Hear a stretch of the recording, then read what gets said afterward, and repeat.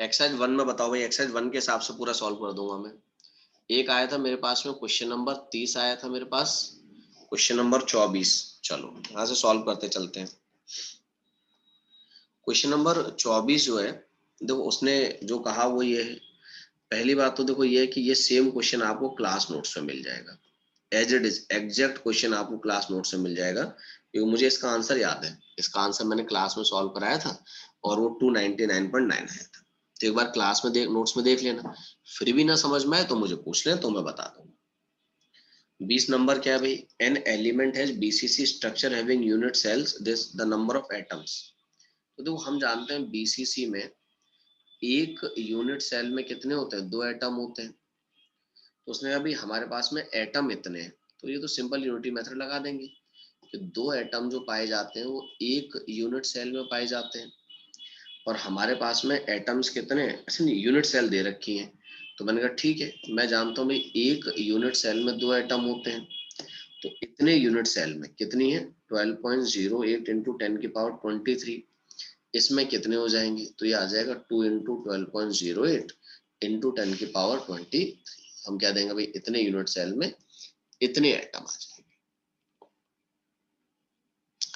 अभी मैं 30 नंबर भी देख लेता हूँ। 30 नंबर क्या पूछा है, which of the following is not a close packing. तो देखो मैंने क्लास में कहा था कि जिसकी पैकिंग इफिशियंसी 74% से कम है वो क्लोज पैकिंग नहीं माने जाते हैं, जैसे बीसीसी एससीसी।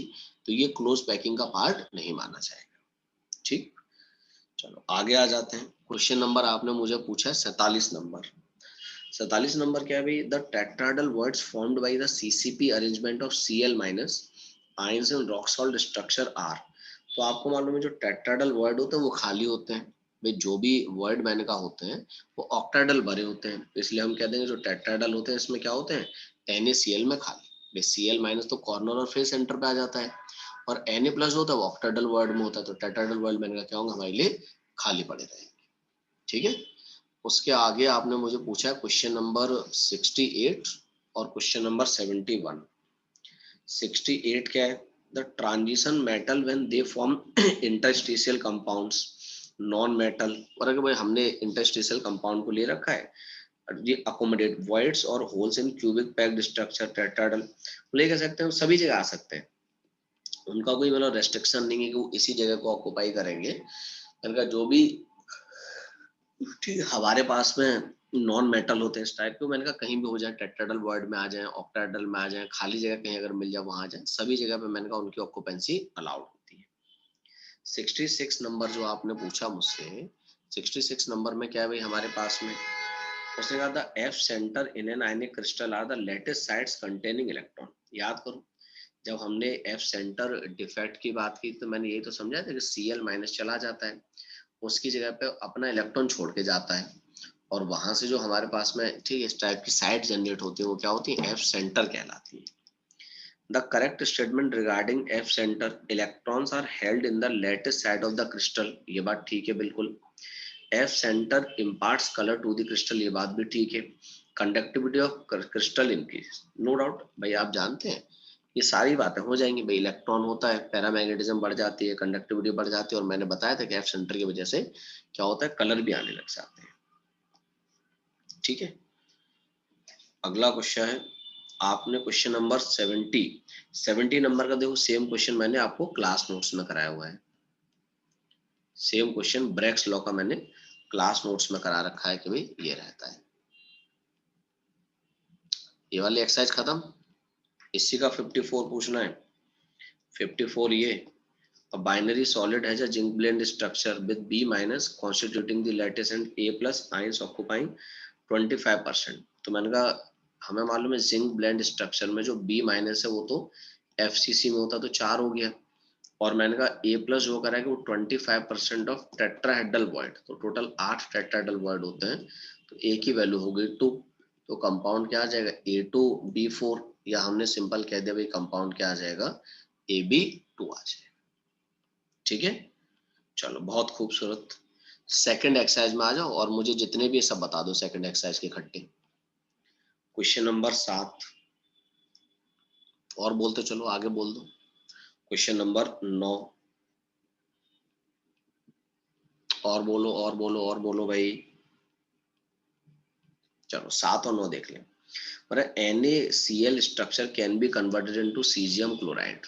दो इसका डिस्कशन हमारा क्लास में हुआ था कि NaCl जो कि एक 6:6 कोऑर्डिनेशन कंपाउंड है, उसे हम सीजियम क्लोराइड में ले जाना चाहते हैं जो कि 8:8 है। हमें कोऑर्डिनेशन नंबर बढ़ाना है भैया। कोऑर्डिनेशन कैसे बढ़ेगा? जब प्रेशर बढ़ा देंगे। तो मैंने कहा भाई क्या होगा? एप्लीकेशन ऑफ हाई प्रेशर ये काम करेंगे। ठीक। उसका Kf has NaCl structure. What is the distance between K plus and Cl minus if density of, ठीक है ये दे रखा है मुझे। तो हमने कहा पहले हम डेंसिटी का फॉर्मूला लगाएंगे, D is equal to Z into a upon Na into a cube. तो ये कैलकुलेशन करनी पड़ेगी आपको। मैंने कहा D हमें दे रखा है 2.83 है, वो FCC है, Z की वैल्यू 4 होगी। KF का मोलर मास रख देंगे तो पोटेशियम का 39 और फ्लोरीन का 19 है, तो मैंने कहा वो 48 आ जाएगा, सॉरी 58 आ जाएगा। और मैंने कहा अगर ऐसी बात है Na वही 6 इंटू 10⁻23 है इंटू ए क्यू। मैंने कहा यहाँ से मेहनत करके आपको ए निकालना पड़ेगा। बाकी आप जानते हैं मैंने बताया था कि A is equal to 2 times radius of cation plus radius of anion. तो उसने कहा कि भाई आप ये वाली वैल्यू बता दो, तो ये वाली वैल्यू क्या आ जाएगी? A/2 के बराबर आ जाएगी। तो अगर हमने ए कैलकुलेट कर लिया होगा उससे हम A/2 बता देंगे। ठीक है ना? बस थोड़ी कैलकुलेशन करनी है, ये मान लो हमने। 22 नंबर क्या है? देखो 22 number same question class notes में मिलेगा आपको। ठीक है ना? वैसे भी कुछ टफ नहीं है। उसने आपसे कहा कि जो भी टाइटेनियम है दैट क्रिस्टलाइन इन FCC, तो टाइटेनियम के हो गए 4। अब अगर है कि हाइड्रोजन ऑक्युपाइज टेट्राहेड्रल होल, तो हाइड्रोजन टेट्राहेड्रल होल को ऑक्युपाई करेगा तो 8 हो जाएगा, तो फॉर्मूला TiH2 आ जाएगा। कार्बन के लिए अलग पूछ रहा है, उसने कहा कि कार्बन ऑक्युपाई ऑक्टाहेड्रल, तो ऑक्टाहेड्रल 4 होते हैं, तो मैंने कहा कार्बन के केस में फॉर्मूला TiC आ जाएगा। ठीक है, चलो बहुत बढ़िया। थर्ड ए में आ जाओ भाई, थर्ड ए में आ जाओ। थर्ड ए में जितने भी हैं सब बता दो। क्वेश्चन नंबर 10,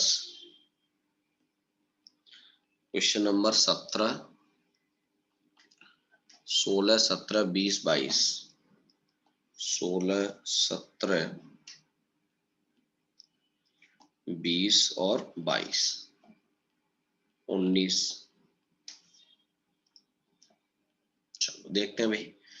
10 नंबर क्या है भाई? Zinc converted into molten state to its solid state, it has HCP, find out the number of nearest atom. मैंने कहा नियरेस्ट एटम क्या होता है? कोऑर्डिनेशन नंबर होता है, और हमने पढ़ रखा है सभी ने कि HCP का कोऑर्डिनेशन नंबर क्या होता है हमारे पास में? 12 होता है। 16 नंबर का NaCl crystal has distance between Na plus and the density of solid is find out the value of Avogadro number। बस फॉर्मूले में रख दो। डेंसिटी आपको जो है, ठीक है, डिस्टेंस दे रखा है, डेंसिटी दे रखी है 2.167, this is equal to Z जो कि 4 के बराबर है इनटू मोलर मास 58.5 के बराबर है। Na कैलकुलेट करना है, उसने ये डिस्टेंस Na प्लस और Cl माइनस के बीच का दिया है, और हम जानते हैं भाई A इज इक्वल टू क्या होता है? 2 times the radius of Na plus plus radius of Cl minus. तो मैंने कहा A की वैल्यू मिल जाएगी 2 इंटू 2.814। यहाँ पे रख दो A की वैल्यू को, और वहां से अवोगाड्रो नंबर सॉल्व कर देंगे। अवोगाड्रो नंबर क्या आएगा ये पता चल जाएगा हमें। 17 नंबर क्या है भाई? If Z is the number of atom in unit cell, ठीक है, represent ABC the number of tetrahedral voids. तो मैंने आपको डायरेक्टली बताया था कि टेट्राहेड्रल वर्ड क्या होते हैं? हमेशा रैंक का डबल होते हैं। तो टेट्राहेड्रल वर्ड डबल हो जाएंगे और ऑक्टाहेड्रल वर्ड इतने ही होंगे जितनी बात की गई है। Density of lithium atom, the edge length, find out the number of lithium atom in an unit cell. ठीक है, हमें उसका ये दे रखा है डेंसिटी 0.53 है। Z इस बार कैलकुलेट करना है। लिथियम का मास मैंने कहा 6.94 दे रखा है upon Na 6 into 10⁻23, edge length 3.5 angstrom दी है, लेकिन उसे हम सेंटीमीटर में रखेंगे, तो मैंने कहा सेंटीमीटर में रखेंगे तो 10⁻⁸ आ जाएगा का क्यूब। इसको सॉल्व कर लेंगे, Z की वैल्यू आ जाएगी। वही पूछ रहा है कि हमारे पास में Z की वैल्यू कितनी होगी। 20 क्या है? Calcium and fluoride ion located the at face centred cubic lattice and in tetrahedral bonds. तो मैंने कहा कैल्शियम तो आपको मालूम है एफसीसी पे होता है, और F माइनस कहाँ पे पाया जाता है, टेट्राहेड्रल बॉन्ड्स में पाया जाता है। तो वही पूछा है कि भाई और सारे टेट्राहेड्रल बॉन्ड ऑक्युपाइड होते हैं। मैंने स्ट्रक्चर में इस बात को डिस्कस किया था। 22 number same question class notes में जहां मैंने इम्प्योरिटी डिफेक्ट पढ़ाया है, उसका अगला क्वेश्चन यही कराया हुआ है मैंने कि इम्प्योरिटी डिफेक्ट के बाद में अगला क्वेश्चन यही है आपके पास में। ठीक है, चलो थर्ड बी में आ जाओ भाई। थर्ड बी और मुझे बता दो।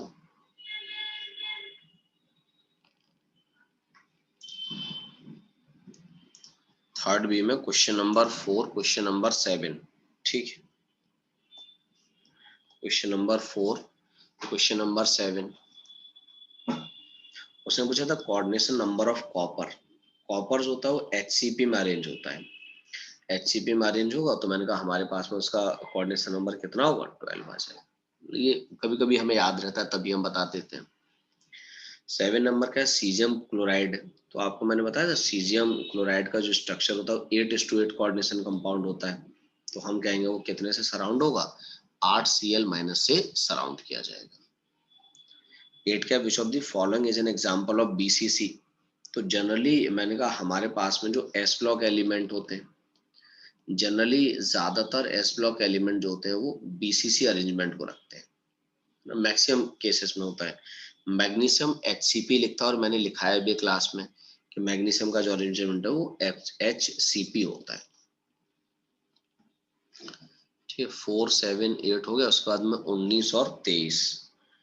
19 नंबर क्या था, latest structure of group first element. तो अभी मैंने ऊपर ही लिखा कि जो ग्रुप फर्स्ट के एलिमेंट होते हैं जनरली उनका स्ट्रक्चर BCC होता है। ठीक है, आप चाहो तो नोट कर लेना, नहीं तो मैं जब S ब्लॉक को पढ़ाऊंगा तो वहां लिखाता भी उस बात को कि उनका अरेंजमेंट जो होता है वो BCC स्ट्रक्चर होता है।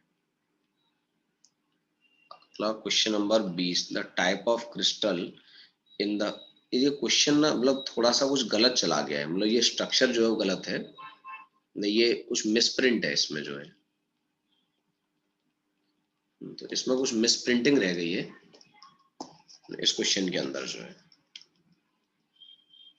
वैसे तो मतलब हम बता देंगे लेकिन कुछ मैंने कहा रह गया इसमें जो है, हालांकि ये शॉर्टकट इफेक्ट का एग्जांपल है कि ये Na+ मतलब ये बीच की खाली जगह नहीं दिखाई है इसमें। तो यहाँ से जैसे मैंने कहा एक Na+ गायब है, Cl- गायब है, तो वो रह गया। तो एग्जाम्पल तो शॉर्टकट इफेक्ट का है, लेकिन मेरे वो थोड़ा सा सही से अरेंज नहीं हो पाया स्ट्रक्चर, और कुछ नहीं है। ठीक है, 21 क्या है भाई, total volume of atoms present in FCC cubic unit cell. तो मैंने कहा FCC है तो उसमें 4/3 πr³ होता है। ठीक है, और मैंने कहा हमें मालूम है FCC में 4 होते हैं, तो ये आएगा 16/3 इंटू πr³। ये आएगा, मतलब वो भी मैंने कहा वो क्वेश्चन जो है वो आप कह सकते हो मिसप्रिंट आ गया इसमें, आप आंसर अलग से नोट कर लेंगे, 16/3 πr³ लिखते हैं। ठीक है भाई, बस खत्म।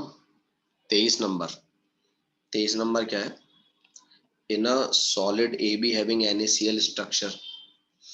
तो आपको मालूम है A occupy the corner of the cubic unit cell. तो मैंने कहा अगर A जो है वो कॉर्नर को ऑक्यूपाई करेगा, तो जो कॉर्नर को ऑक्यूपाई करेगा उसे फेस सेंटर को भी ऑक्यूपाई करना पड़ेगा। और मैंने कहा if all the face atom, ठीक है, और B मैंने कहा फिर जाहिर सी बात है एक जो होगा वो बॉडी सेंटर पे आ जाएगा और एज सेंटर पे आ जाएगा। ये भाई NaCl में ऐसा ही होता है। तो मैंने कहा अब मुझसे कहा गया कि भाई हमारे पास में अगली कहानी क्या है कि all the face centre atom, ठीक है, मैंने कहा उसने एक एक्सिस के अलोंग लाई करने वाले फेस सेंटर एटम हटा दिए, कॉर्नर पर तो उतने ही रहेंगे। अगर एक फेस एक्सिस से हटा दिए तो मुझे मालूम है उस केस में क्या 4 फेस पर रह जाएंगे। और क्वेश्चन में लिखा है कि सिर्फ फेस सेंटर एटम हटाएं। उसने कहा if all the face centre atoms, मतलब उसने ये नहीं कहा कि सारे एटम, तो सिर्फ फेस सेंटर के हटाएं, तो ये तो पूरे रहेंगे अपनी जगह पे जितने थे। तो मैंने कहा इसलिए कंपाउंड का फॉर्मूला क्या होगा, A3B4 आ जाएगा। ठीक है ना, तो ये क्वेश्चन की लैंग्वेज में खुद लिखा है कि सिर्फ उसने जो है वो फेस सेंटर एटम हटाए, इसीलिए हम ऐसा काम करेंगे। बीटीएस के डाउट मुझे पर्सनली भेज देना, एक आध डाउट ही होगा, ज्यादा होगा नहीं, मुझे पर्सनली भेज दो, मैं बता दूंगा।